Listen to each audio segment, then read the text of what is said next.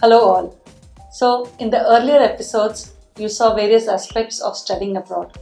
A further extension to that, when you have finalized that you are going to study abroad, be it for UG or PG, be it a parent or a child, a lot of times, how do I select the country?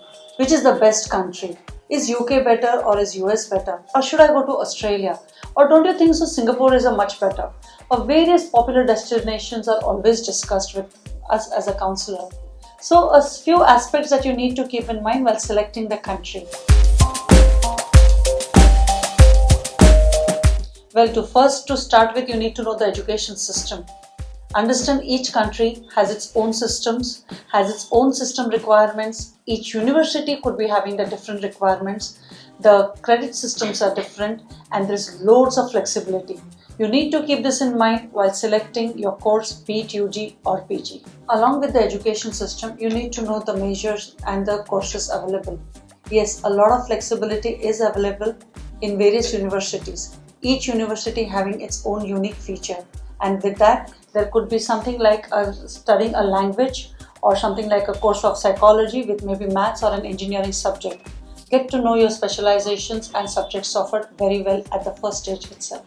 Along with that, keep the fees into mind. The budget requirements of various countries and various universities are different, and so are the visa rules as well as the requirements for studying there and also for the employment opportunities. Scholarships do play a big role. It can be in the form of financial aid, TA or an RA, that is teaching assistantship or a research assistantship. Along with that, we also need to keep in mind the climatic conditions. Certain areas can be having extreme climate.